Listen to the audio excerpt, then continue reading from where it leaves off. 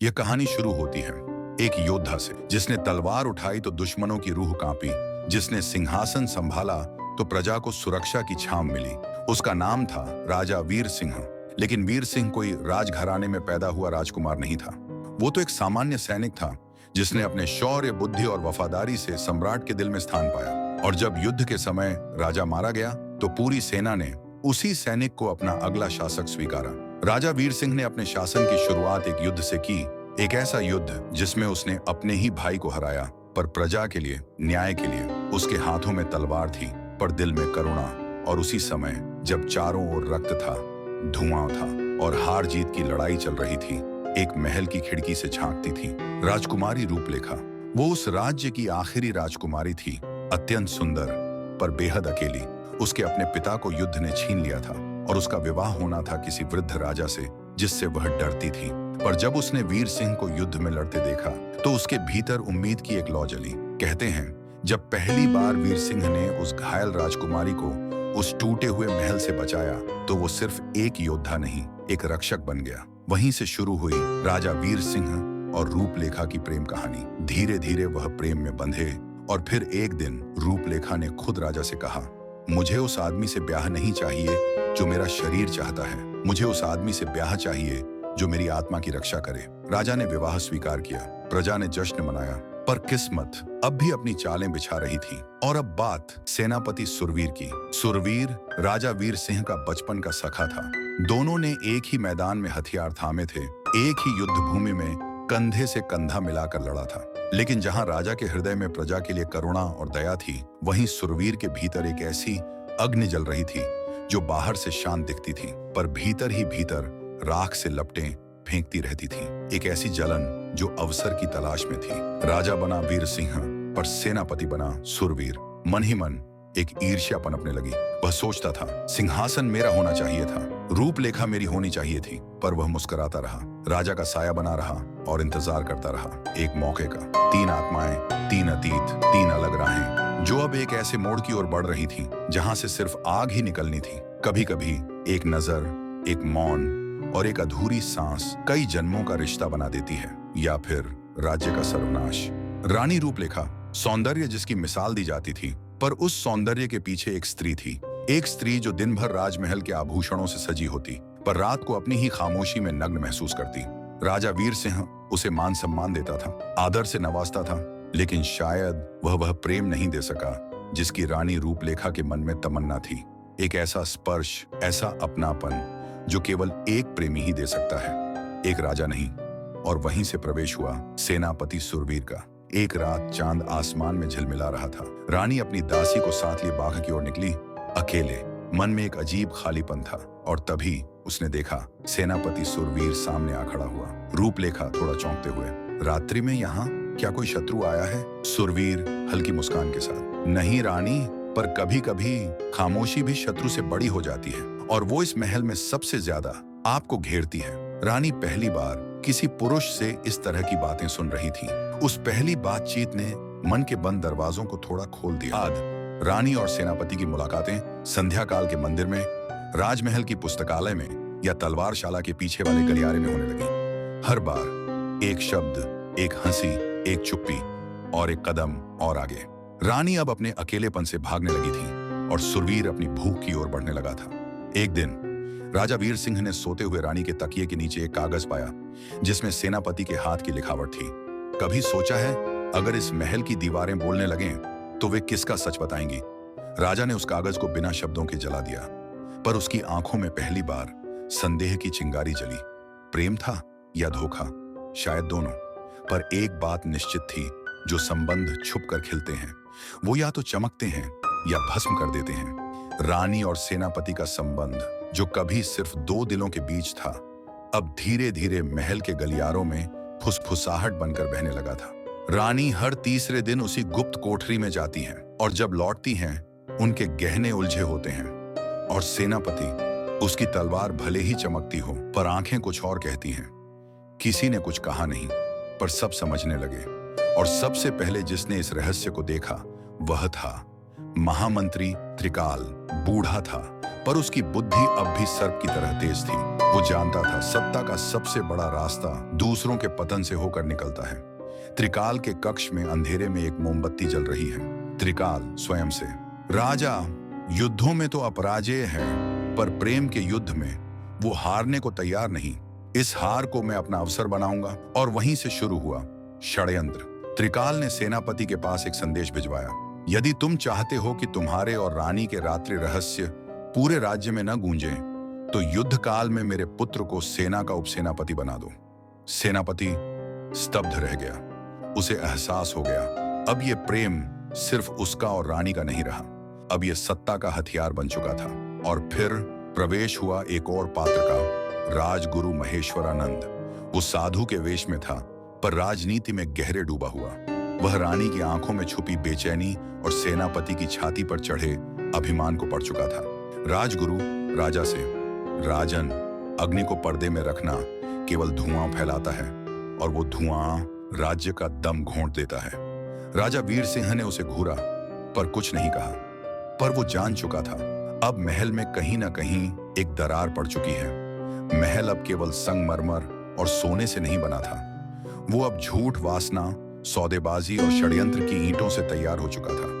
हर व्यक्ति चुप था, पर कोई भी अंधा नहीं था। वह कोठरी, वह गुप्त सुरंग, जहां रानी रूपलेखा और सेनापति सुरवीर हर रात मिलते थे, वो केवल आज की वासना की गवाही नहीं थी। वो सदियों पुराना एक अधूरा प्रेम भी अपने भीतर लिए बैठी थी। कहते हैं 200 वर्ष पहले इस महल में एक और रानी थी, राजकुमारी चंद्रलेखा, जिसका प्रेम एक साधारण सैनिक से हो गया था। उस समय के राजा चंद्रलेखा के पिता ने यह जानने पर उस सैनिक को महल के तहखाने में जिंदा दीवार में चुनवा दिया। चंद्रलेखा उसे खोजती रही और अंततः उसी कोठरी में, जहां आज रूपलेखा अपने प्रेम को छिपा रही है, उसने आत्मदाह कर लिया। सुरंगें केवल एक मार्ग नहीं थी, वे राजवंश के पापों की नसें थीं। हर राजा ने, हर रानी ने इन सुरंगों में अपना कोई रहस्य दफन किया था, और सेनापति को यह जगह राजा वीर सिंह ने ही दिखाई थी कभी, युद्ध काल में गुप्त आक्रमण से बचने के लिए। पर किसे पता था, राजा का ही विश्वास पात्र उसी रास्ते को उसकी पीठ में छुरा घोंपने के लिए इस्तेमाल करेगा। इस कोठरी में वो पलंग भी था जिस पर कभी चंद्रलेखा बैठी थी। दीवार पर खून से बने निशान, एक टूटी हुई वीणा, और छत में लगे एक छुपे छेद से आता चांद का हल्का प्रकाश। ये स्थान वासना और वेदना दोनों की समाधि बन चुका था। एक रात रूपलेखा ने दीवार पर कुछ महसूस किया, एक नाम और एक चेतावनी।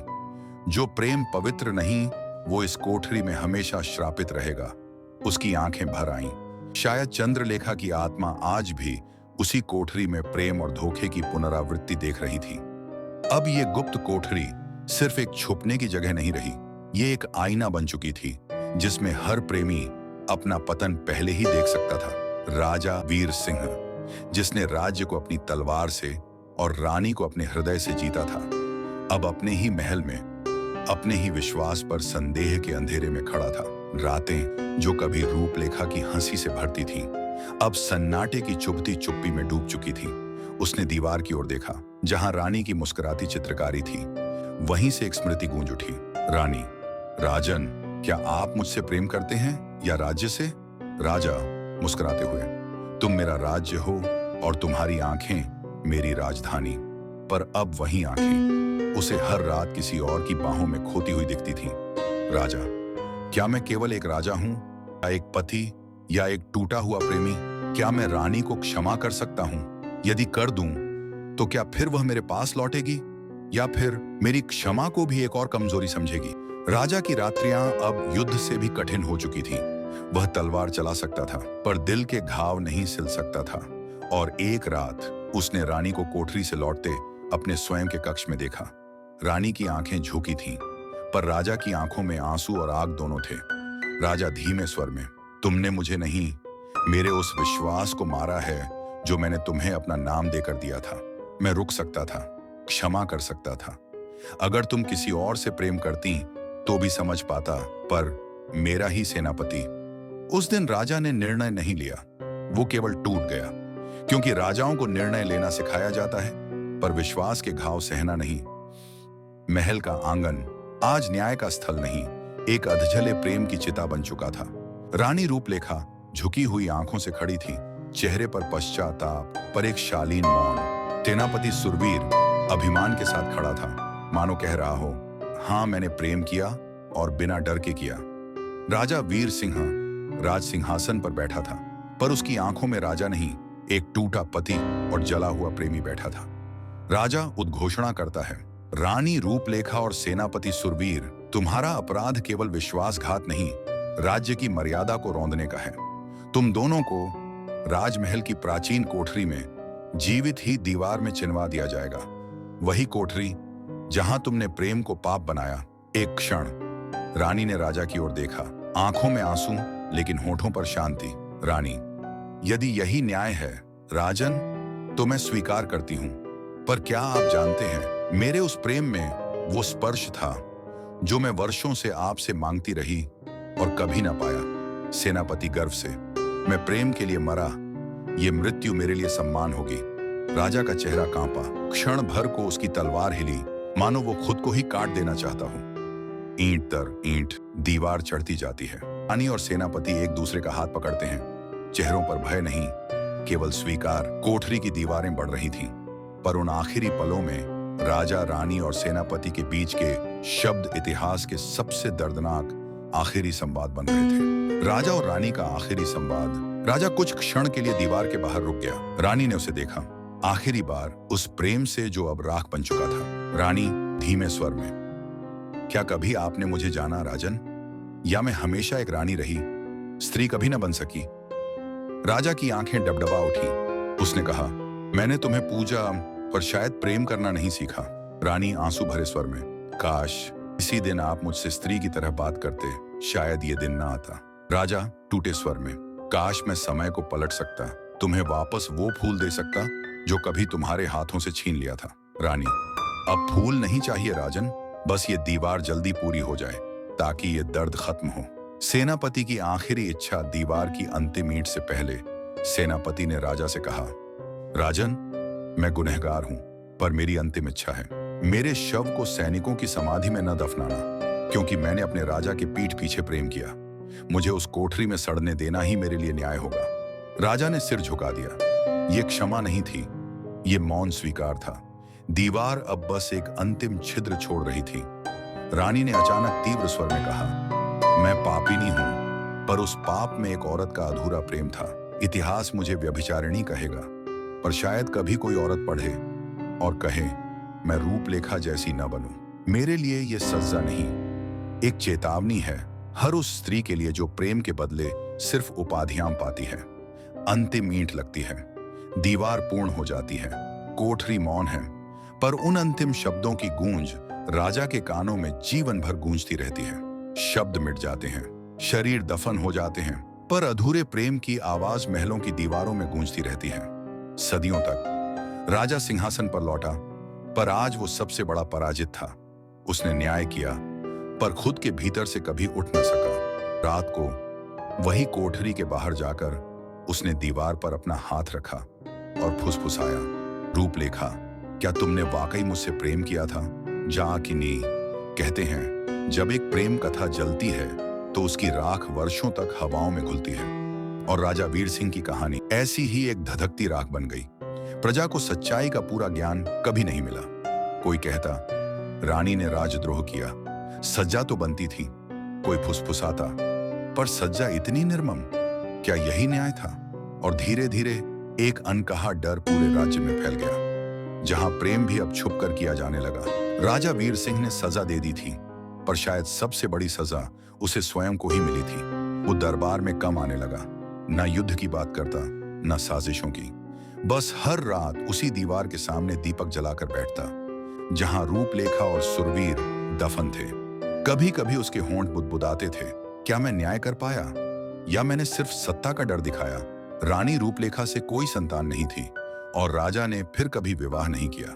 कुछ मंत्रियों ने प्रस्ताव रखे, राज्य को उत्तराधिकारी चाहिए, पर राजा ने कहा, जिसने न्याय में प्रेम को मार दिया वो नया जीवन नहीं ला सकता। राज्य धीरे धीरे वंशहीन हो गया, पर कथा अमर हो गई। इस कहानी ने हमें एक बात जरूर सिखाई, कि रिश्ते ताज से नहीं, विश्वास से चलते हैं, और जब विश्वास टूटता है तो केवल महल नहीं गिरते, दिल भी बिखर जाते हैं। अगर ये कथा आपको कहीं ना कहीं छू गई हो तो इसे औरों तक जरूर पहुंचाइए। शायद किसी के दिल में ये एक सच्चे रिश्ते की अहमियत जगा दे। वीडियो को लाइक कीजिए, शेयर कीजिए उस दोस्त के साथ जिससे आपने कभी टूटकर विश्वास किया हो, और सब्सक्राइब कीजिए हमारे चैनल को, क्योंकि हम लाते रहेंगे ऐसी ही कहानियां जो दिल को छूती हैं और आत्मा को झंझोड़ देती हैं।